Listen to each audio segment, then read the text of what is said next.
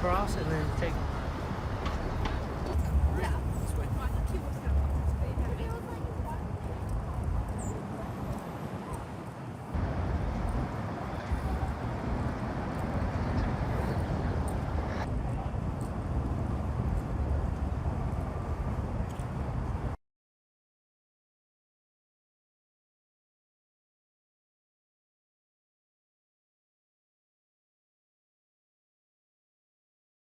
The American people have been demanding an end to this war for over a year. The polls clearly show most Americans support a ceasefire, yet President Biden refused to act on the American people's wishes. It took President Trump's election to finally shake things up between the pressure he was putting on all parties involved, President Biden's desire to stop this before he left office, and the fact that I think the Israeli government had caused all the damage they could.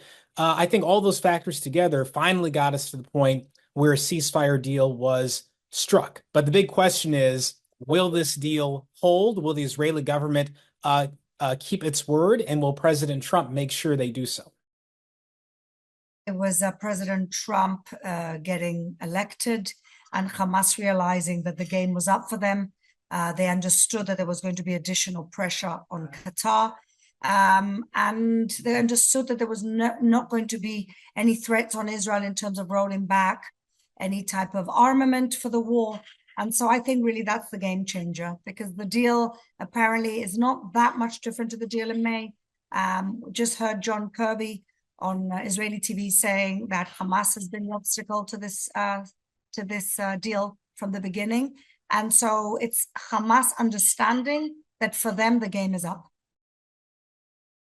There has been multiple rounds of intensive American diplomacy since President Biden actually announced the parameters of the ceasefire plan back in May. Of course, many things have changed since then, but the latest round has put tremendous pressure on both Israel and Hamas in order to A, ensure that the remaining hostages are released, and B, that there is a ceasefire, that there is basically a pause in the conflict that would give the Palestinians in Gaza some respite and also allow the much needed humanitarian aid to go into the Strip.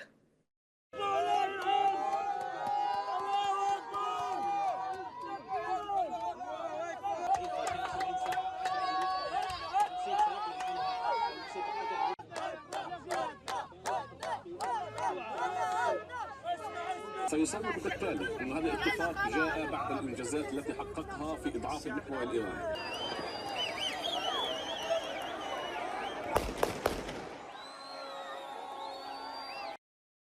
The people of Gaza appear to be celebrating this ceasefire. They have endured over a year of horrific violence, starvation, slaughter, mass bombings, mosques, churches, hospitals. Nowhere was safe. And so they are relieved at the mere prospect that this war could be coming to an end.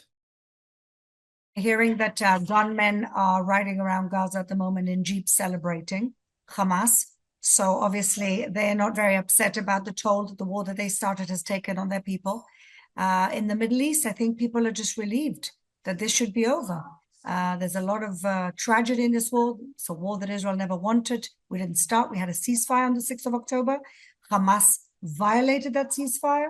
It came into our sovereign territory and raped our women, stole our children, killed our children, countless amounts of people, and just really opened hell, all hell. And so we're all relieved. We're all relieved that this is going to be over.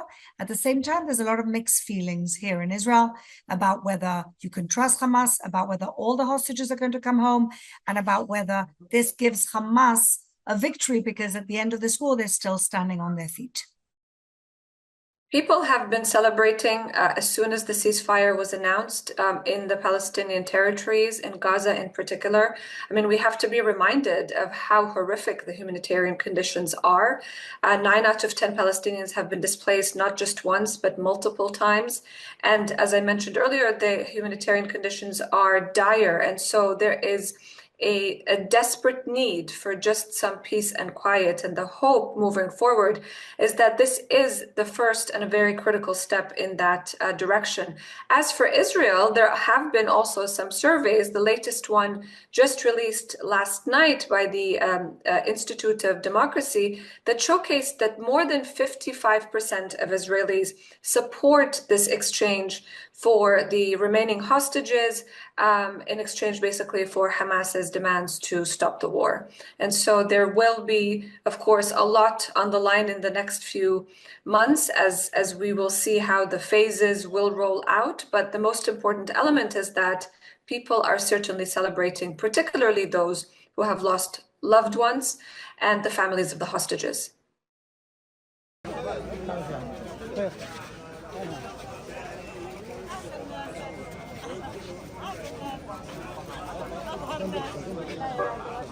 على الأرائك متكئين فيها على الأرائك لا يرون فيها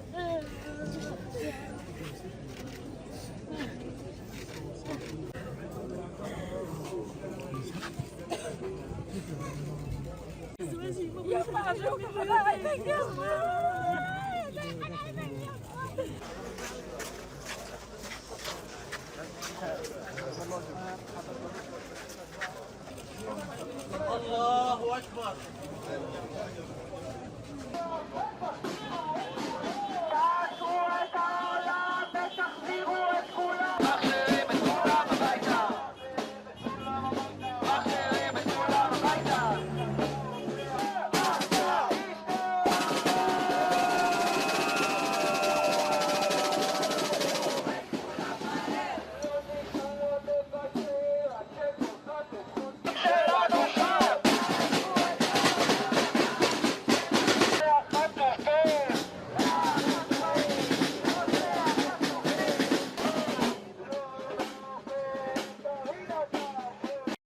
In theory, this ceasefire deal should lead to all of the hostages in Gaza being freed, all the political prisoners held in Israeli prisons going free, and Israeli troops completely leaving Gaza so that it can be reconstructed free from occupation. That is what is supposed to happen.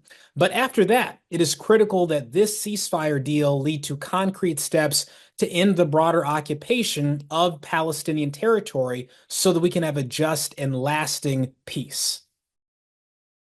In a second stage, for a final end of the war, they will hand over the remaining hostages. But let's see if we even get to that point. We all pray that all the hostages come home. For those people in the humanitarian sector, there are complaints that it should not be conditioned, that humanitarian aid should not be conditioned on a ceasefire, because any violation will put us back in square one. And so the international community, the United States in particular, as this transition also takes place internally in the United States between the Biden and the Trump administration, has to ensure that both sides are going to adhere to the agreement in order to move forward to the next phase and see how we can start thinking about some sort of post-war plan.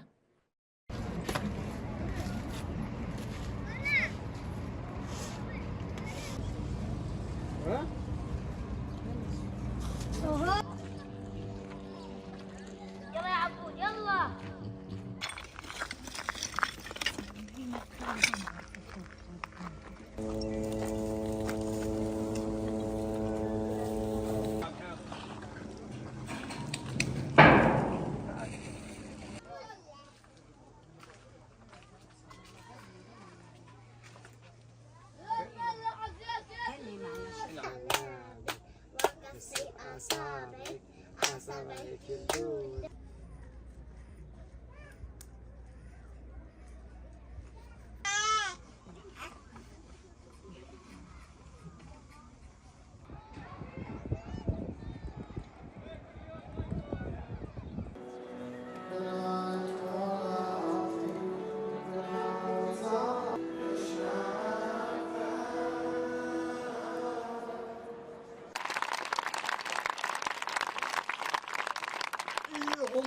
נתפס. בני משפחותיהם, ילדיהם והוריהם נמצאים בידי האויב. התקווה שאותן משפחות שעוד מחכות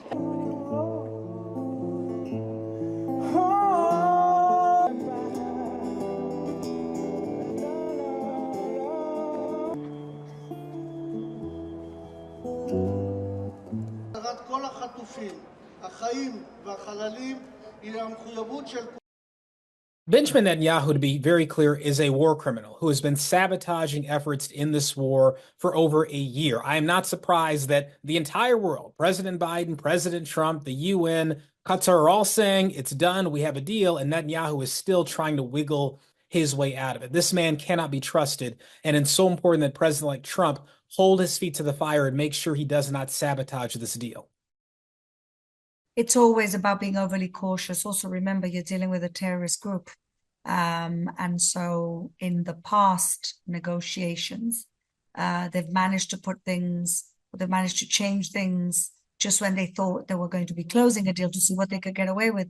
And so you can't really trust it. Now we've seen the Americans announce it. We've seen the Qatar announce it.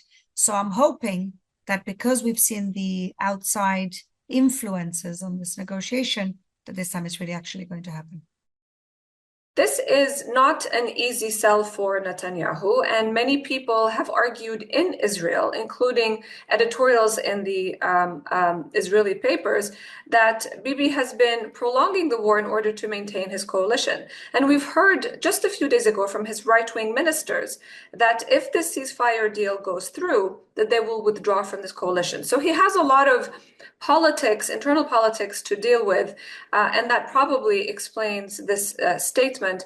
But again, U.S. diplomacy is key, and there has to be pressure on both sides to ensure that this ceasefire, as agreed to, will move forward.